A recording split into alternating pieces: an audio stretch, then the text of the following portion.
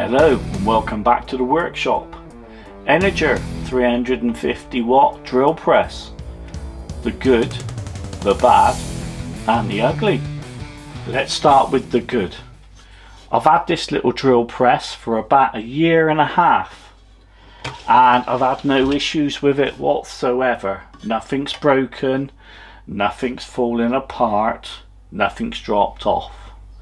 Usage I can't get my words out today. The amount of times I use this is infrequently. When I say infrequently, I might use this at the weekend as a hobbyist type of thing, or if I'm doing a little job, a DIY job, I might use this for 2 or 3 days to drill a few holes. This is by no means a machine that you would buy to do professional work. So for the good, this is a very affordable hobbyist machine.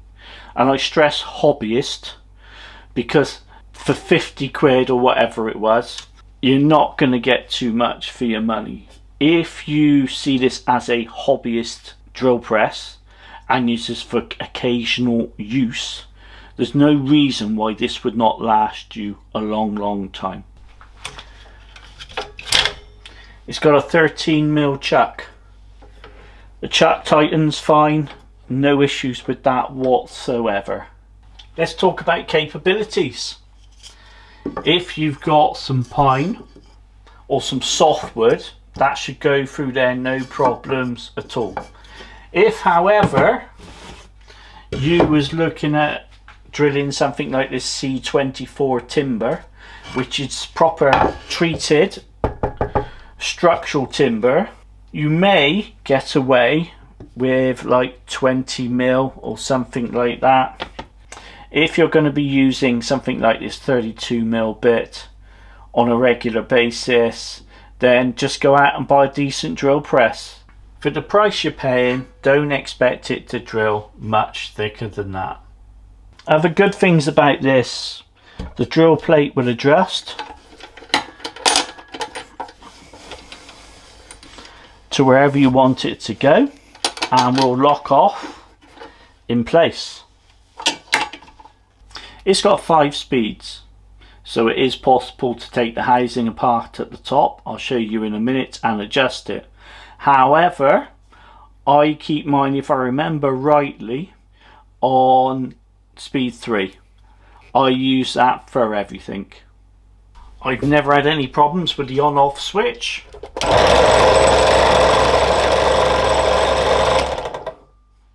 Just remember, if you don't have this bolted to a hard surface, that it will tip over if you're just trying to press the buttons that way.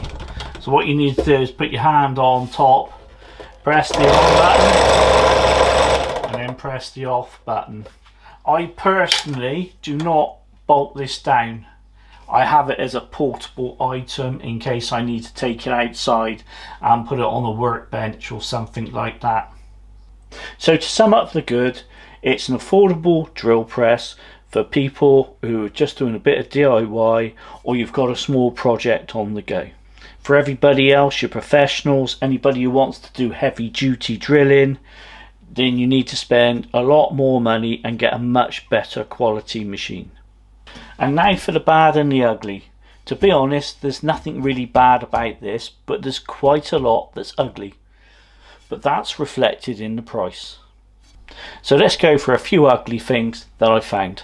When I first got this, when I put these pins in, they didn't really go in particularly well, particularly tight.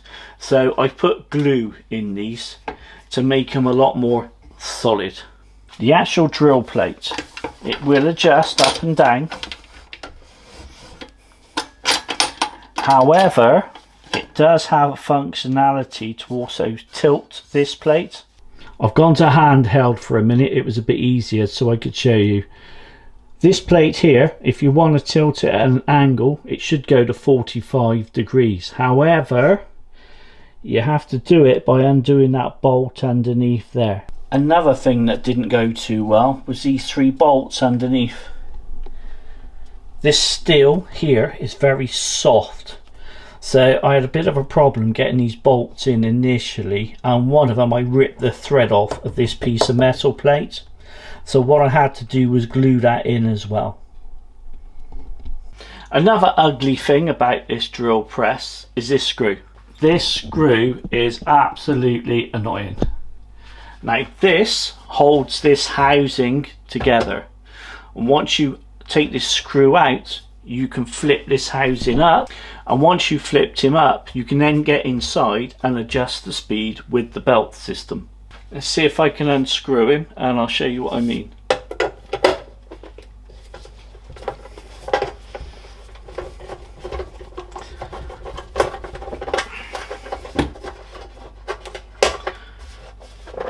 Then you have to kind of press in there and pull him up like that. It took me a while to get the hang of this, but this screw doesn't fully come off.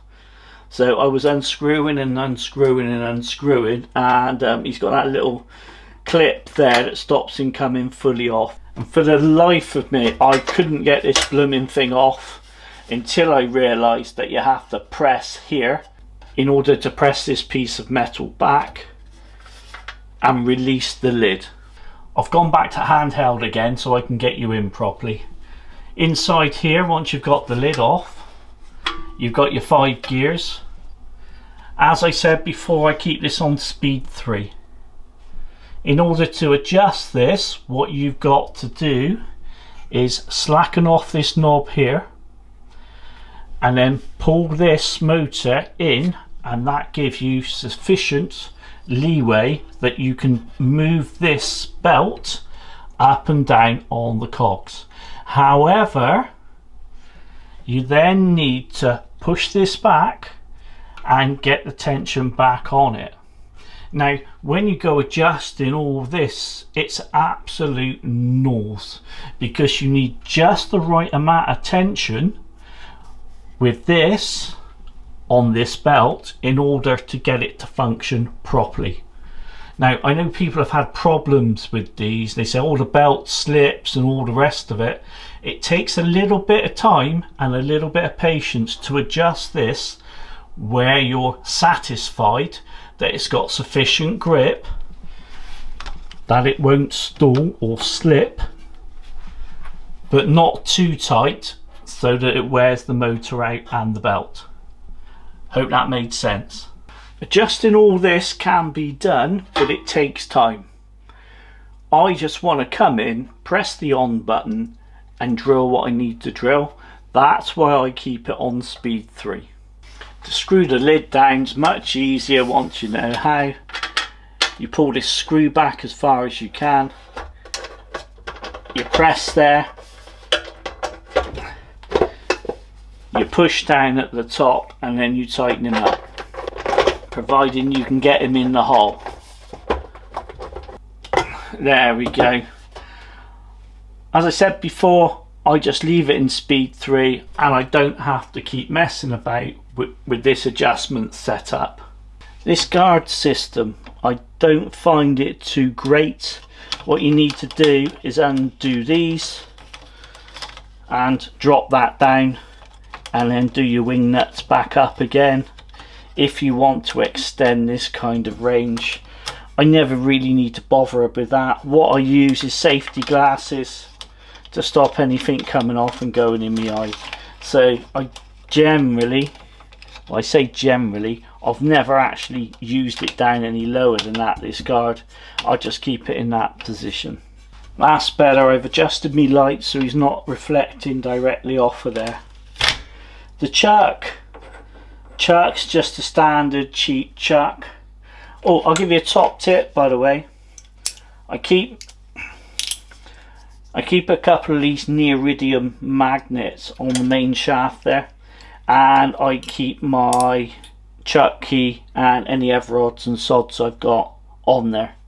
So that's a top tip for you if you want to keep your chuck safe so you don't lose it.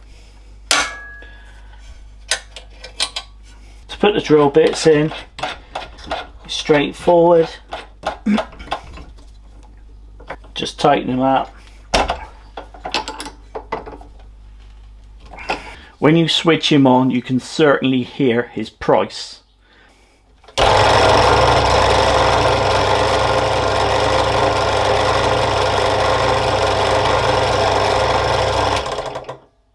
When he's switched on and spinning, there seems to be just the tiniest amount of travel.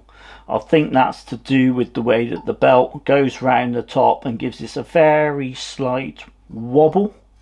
I think wobble's probably too much of a stronger word. For drilling everyday holes, no problem at all. But if you're into precision engineering, this is not the drill for you.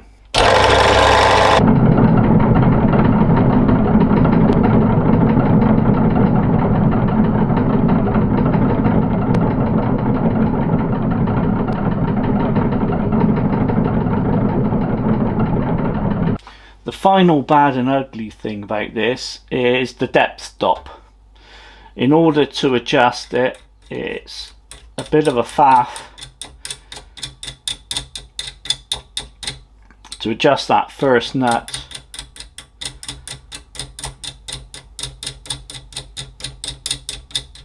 And then get the second nut just in the right place that you want, in order that prevents the drill from going any deeper. It does work, it does function, but it is what it is really.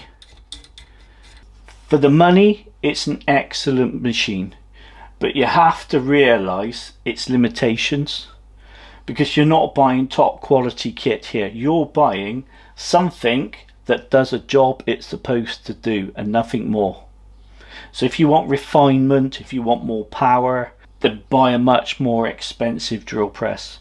But for me, for what I wanted it to do and for the price, I'd give this top marks.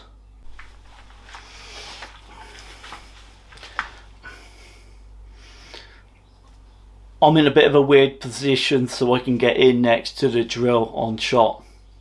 Hope this video's been useful to you. If you've got anything to add on the subject to this drill, feel free to add comments. I'll plan on uploading a video once a week if I possibly can, if I got time. So if you like this video and you want to see more, I'll see you in the next one. My knees are hurting now, so I better go. InfoZhed out.